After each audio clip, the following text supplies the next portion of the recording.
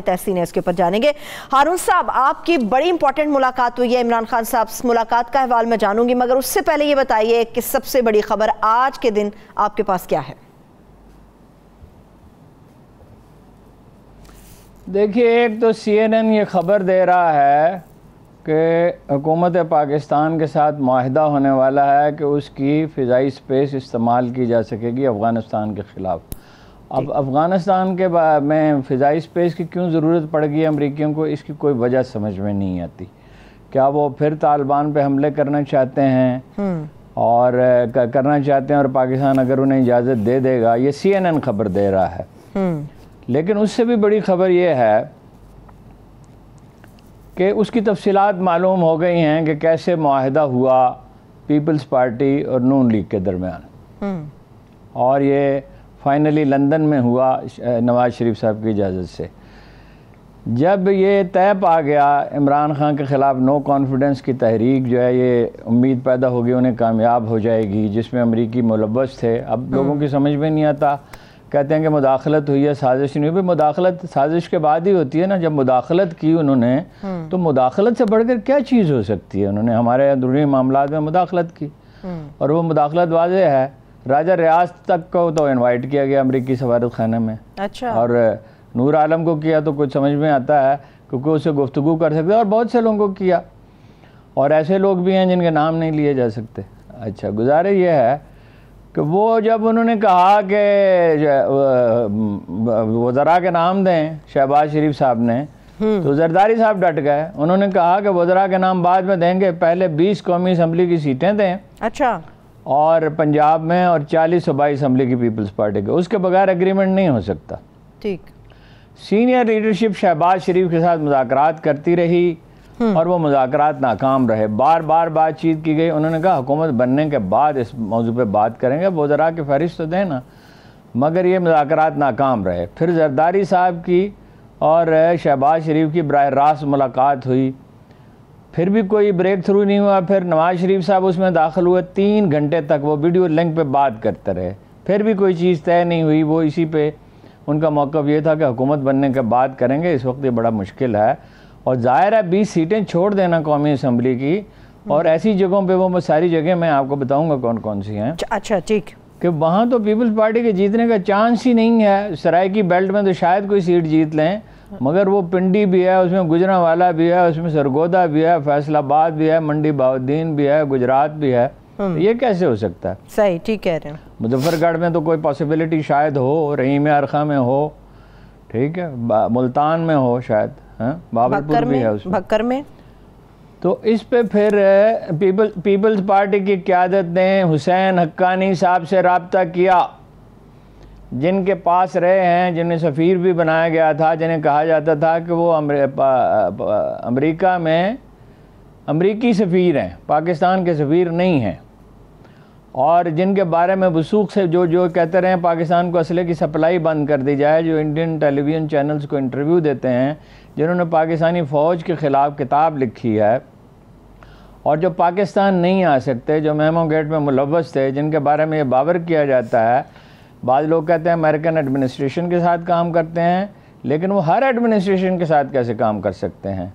تو بہت سے لوگ یہ سمجھتے ہیں سی آئی اے کے ساتھ وہ کام کرتے ہیں۔ چنانچہ حسین حقانی صاحب نے جو بائیڈن انتظامیہ کو بتایا یہ صورتحال ہے، ان کے ساتھ کچھ لوگ آئے، اور بعض ذرائع یہ دعویٰ کرتے ہیں کہ وہ سی آئی اے کے لوگ تھے، وہ نواز شریف سے ملے اور یہاں سے بلاول گئے۔ چنانچہ یہ معاہدہ طے پا گیا۔ اس معاہدے میں یہ ہے کہ 20 سیٹیں دی جائیں گی، اور انہی 20 سیٹوں کے نیچے شہروں کے نام میں نے لے دیے، شاید ایک آدھ رہ گیا ہو، جی، بھکر اور کاڑا، باقی تو یہ میں نے آپ کو بتا دیا۔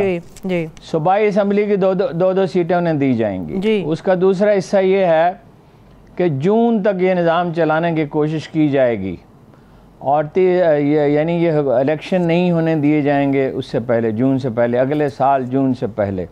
اور تیسری بات یہ ہے کہ 2028 میں پیپلز پارٹی کا، یعنی بلاول بھٹو کو وزیر اعظم بنانے کی کوشش کی جائے گی۔ یہ ہے جناب معاہدہ، اور امریکہ اس کا گارنٹر ہے۔ اب تک یہ کہا جا رہا تھا کہ قطر ضامن ہے، لیکن قطر کی تو کوئی مطلب گارنٹی کی اتنی بڑی حیثیت نہیں ہے، تو امریکہ ہی اس کا ضامن ہے، اور حسین حقانی صاحب نے اس میں آخر کار مرکزی کردار ادا کیا، اور انہی کا رابطہ ہے امریکی انتظامیہ کے ساتھ۔ صحیح، ٹھیک ہے۔ خبر تو بہت ہی بڑی ہے ہارون صاحب جو آج آپ نے پروگرام کے آغاز پر ہی سامنے رکھ دی ہے لوگوں کے۔ ایک بڑی ملاقات عمران خان صاحب سے بھی تو ہوئی ہے آپ کی، کیا آپ کو اپنے تمام سوالوں کے جوابات مل گئے ہیں جو آپ ہمیشہ اٹھاتے ہیں؟ آپ پوچھیں نا، میں بہت سی باتیں ہوئیں تو میں بتاتا ہوں۔ اچھا، پہلے تو یہ بتائیے کہ جب آپ عمران خان صاحب سے ملنے گئے تو انتظام کیسا تھا ملاقات کا پیغام کیا خان صاحب نے خود دیا یا کسی نے پیغام پہنچایا کہ خان صاحب سے مل لیجئے؟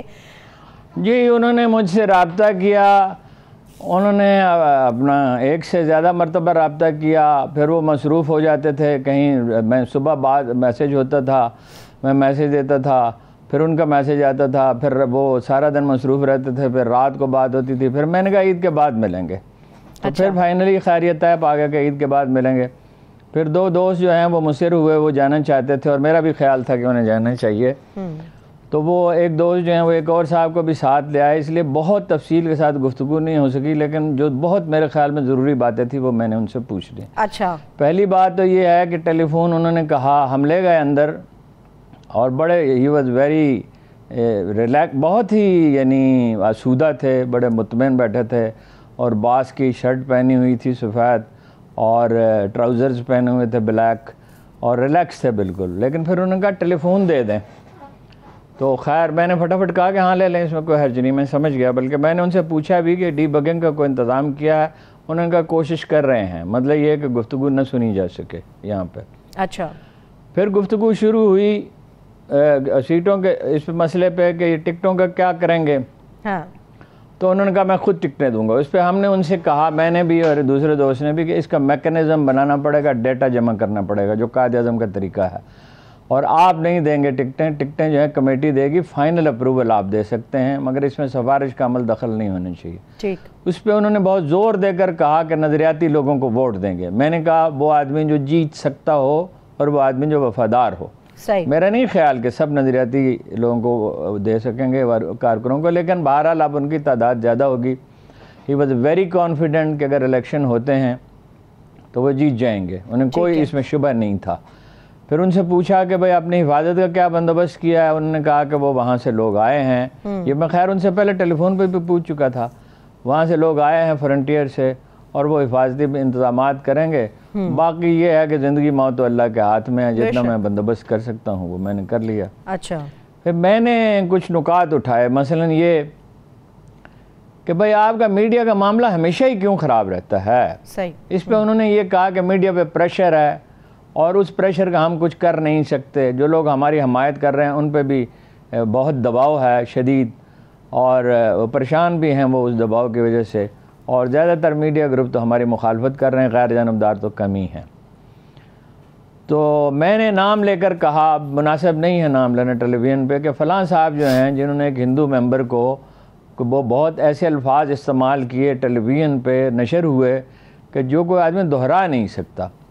وہاں تو خیر میں نے وہ لفظ استعمال کیا، انہیں بتایا، خاتون کے ساتھ بھی کیا، تو انہوں نے تسلیم کیا کہ ہاں وہ اس کے لیے موضوع آدمی نہیں ہے۔ پھر دوسرے آدمی کا ذکر ہوا، پھر انہوں نے کہا کہ ہاں آپ ٹھیک کہتے ہیں، وہ بھی موضوع نہیں۔ میں نے کہا وہ ذہین آدمی ہیں، لیکن وہ کسی اور کام، جس کام کے لیے وہ ہر آدمی کا ایک کام ہوتا ہے، اس کام پہ ان کو لگائیں۔ اس پہ انہوں نے اتفاق کیا، اور پھر یہ کہا مجھے کوئی نام بتائیں۔ میں نے کہا میں آف ہینڈ نہیں بتا سکتا، میرے ذہن میں نہیں تھا کہ آپ مجھ سے پوچھیں گے، لیکن میں سوچ کے بتا سکتا ہوں، کوئی اور بھی بتا سکتا ہے۔ کوئی موضوع، میڈیا کے ساتھ آپ کے خوشگوار مراسم ہونے چاہیے۔ یہ کیا بات ہے کہ آپ کو کوئی ایک آدمی بھی نہیں ملتا اس قسم کا۔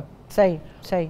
تو یہ پھر فیصل آباد کی سیٹ کا اتفاق سے ذکر ہوا، راجہ ریاض والی کا، کہ وہاں کس کو اپنا کھڑا کرنا ہے، تو وہ میں نے نام لیا، تو انہوں نے کہا ہاں ٹھیک ہے، وہ صاحب اتفاق سے وہاں موجود تھے۔ اچھا، انہوں نے کہا ہاں ٹھیک ہے، اور ان سے انہوں نے کہا کہ آپ کام شروع کر دیں، اور انہوں نے کہا کہ میں نے آپ سے کہا تھا کہ سینیٹر کا جب الیکشن ہوا تھا، ایک ہوا تھا نا، آپ کو یاد ہے چودھری سرور جس میں جیتے تھے، کہ یا تو میں جیت سکتا ہوں، اور 13 میں آپ کے کہنے پہ میں نے سیٹ چھوڑ دی تھی، اس وقت بھی آپ کو صحیح اطلاعات نہیں دی گئی تھی،